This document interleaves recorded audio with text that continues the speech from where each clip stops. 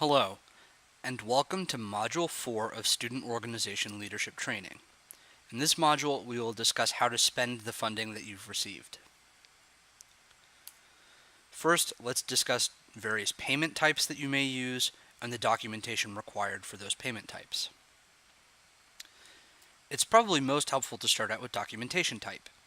When you submit a purchase request, regardless of the type of payment, we will be asking you for documentation. The types of documentation we may ask you for include invoices. An invoice provides a corporation or individual's name and address, itemization of goods or services being provided, and the amount due or owed by your student organization. A contract.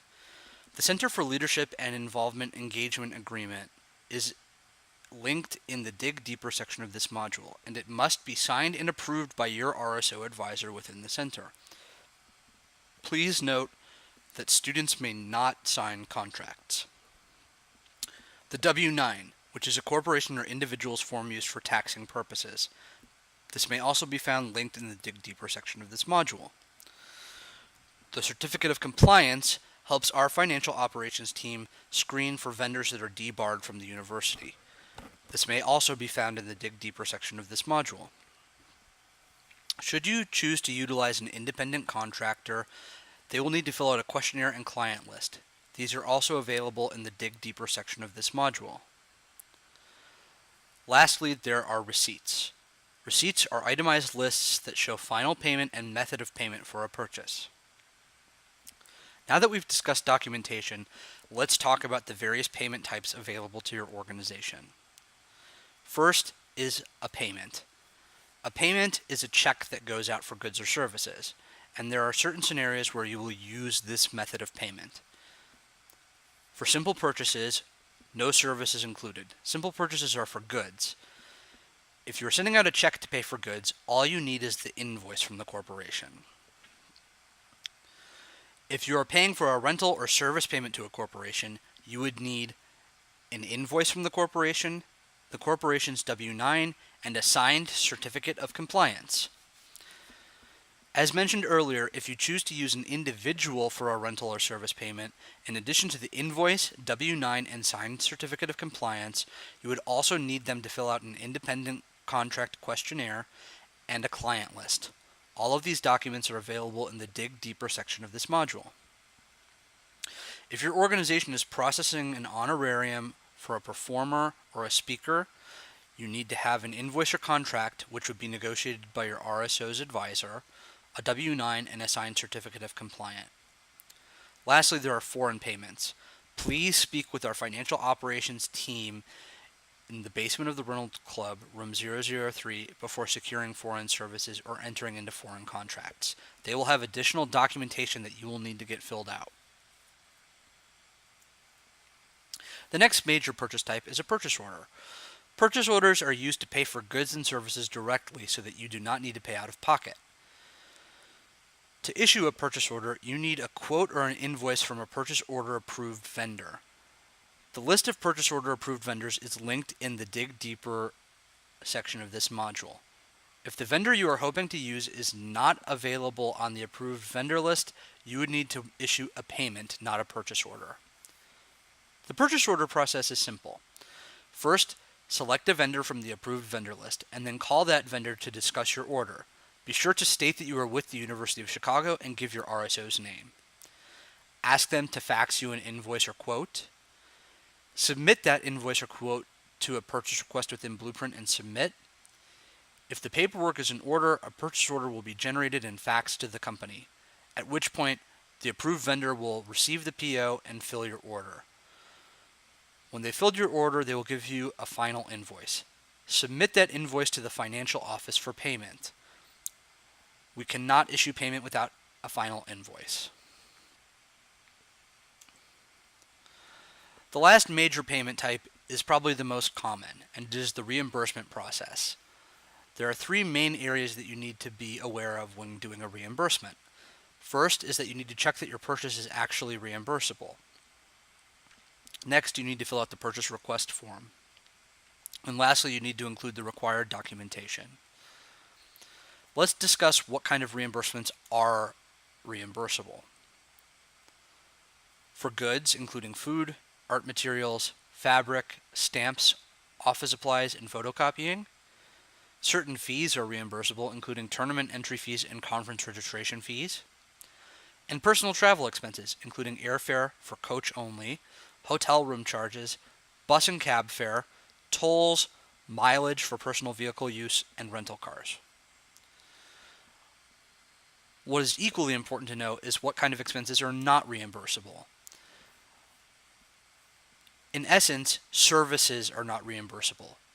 Some examples of services include catering, engraving, screen printing, web design, printing, bus charter, AV rental, teaching and instruction, graphic design, t-shirts, lecturing and speakers, coaching, editing, producing, film or CD duplication, banner making, musical performances, DJ services, rentals, and gift cards and gift certificates.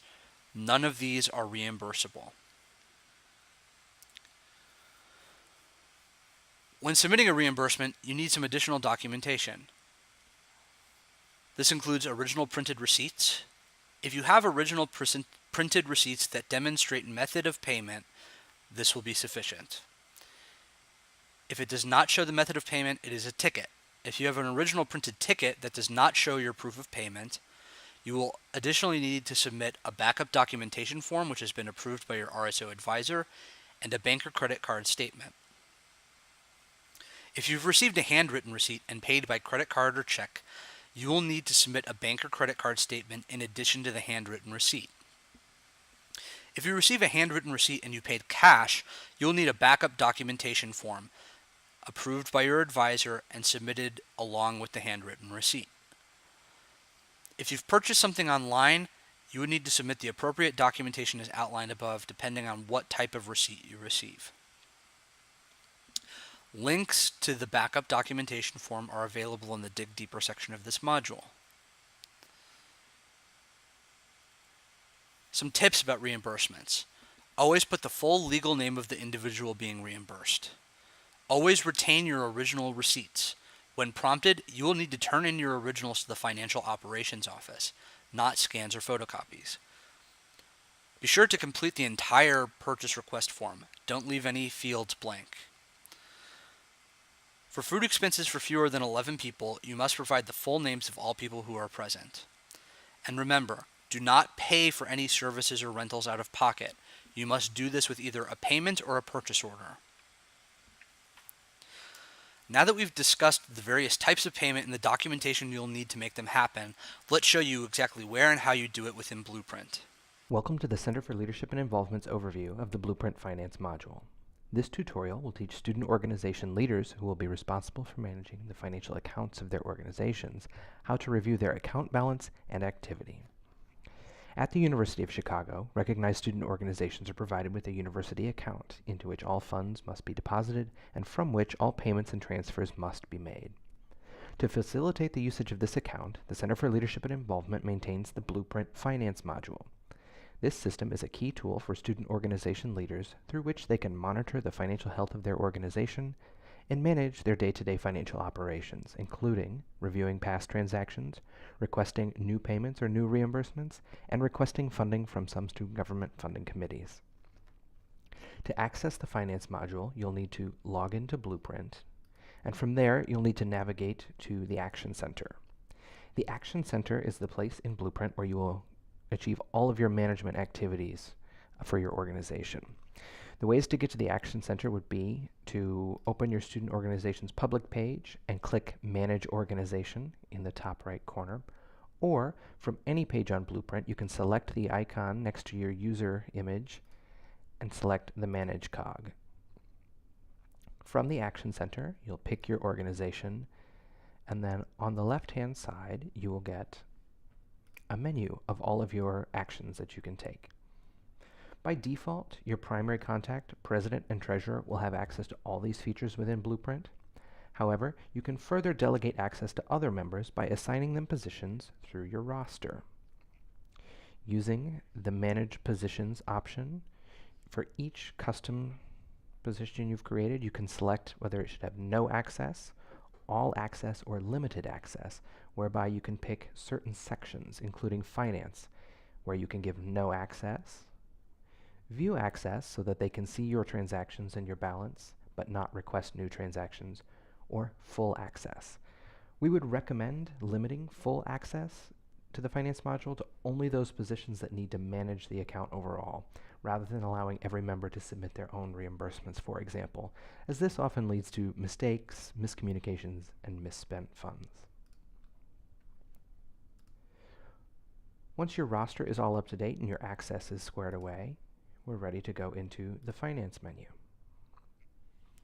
Within the Finance module, you can see at the top the red button to create a purchase request. That's to request a new reimbursement or payment. The blue Create Funding Request button. That's to request money from SGFC or the Community Service Fund. And then we have 3 informational tabs below. The first tab, which I will sort by date, includes all of the purchase requests we've submitted, so every request for payment and reimbursement. You can see the amount, if it was approved, the date, the status, and the stage. You can click into these for more information. You can see all the details that were submitted, as well as copies of any receipts or documentation that were attached. This is a great way to go back and take a look at your history and see if you're holding an event again that you've done before, where did you buy your items, how much did they cost. Those receipts will all be available for you in the system to review. The second tab is similar. It's the Funding Request tab, and this is the same, just with your requests for funding. Again, you can click in for further details and actually take a look at the line item budgets that were submitted for previous events, so that you don't have to start a budget from scratch if it's a recurrence from a previous year. Finally, there's the Accounts tab, where you can see your balance and available balance. We're going to drill down here by clicking on the organization name to get the full details. This page is your great snapshot of what's going on with your account. This is where I would consider the best place to come take a look before you're planning to spend new funds, or as you start to plan what you might need to request for funding. The 3 figures at the top of the screen are very important as well. The balance is the amount of money that Blueprint records that you have on account. Any money listed in encumbered funds means items that you have recently submitted that have been reviewed and approved but haven't actually been paid out of your account yet. And then finally, available funds is a synthesis of those 2 figures. So your available funds is your go-to information. This is how much money you've got, less the amount of money you've already committed to other things, and it's truly what should be available. Underneath this, we can see there are 2 tabs. We have our Requests tab. This is the purchase requests and the funding requests all in one go. It's a great place to take a look through without having to click between funding requests and purchase requests. But we also have what's called the Transactions tab. The Transactions tab is what functions as essentially the ledger for your Blueprint account. This page includes only completed transactions, so nothing that was resubmitted or rejected is here. This is only completed transactions, and it reflects all the activity that has affected your balance. This does include the transactions from your purchase requests and funding requests, but it also includes various imported transactions that were not initiated by you in Blueprint. These imported transactions are uploaded by our office on a weekly basis and include items like cash deposits that you've made to the Financial Operations Office, or any transfers of funds to or from other university departments, and services that you've used, like photocopying in the Student Activities Center or AV rentals from the Reynolds Club. These imported items that are not initiated by you are updated weekly so that you can check regularly for details and get an updated balance, not just see the things that you're requesting directly. So this is a great place to come. If you're not sure why your balance went down, the place to start would be here on the Transactions page, and you can see each item, how much it was, what the available balance was after it was calculated. And then within these, you can click for more detailed information. Again, it was a reimbursement, who it was to. If it's from associated with a purchase request, you can also jump into the purchase request directly here on the right side for even more details. But for example, these imported transactions, again, aren't affiliated with a request. So the first step would be to check the transaction details. For this item, we can see it lists September copy charges. That seems pretty straightforward. But some of the other transactions may have just an invoice number or something of that nature.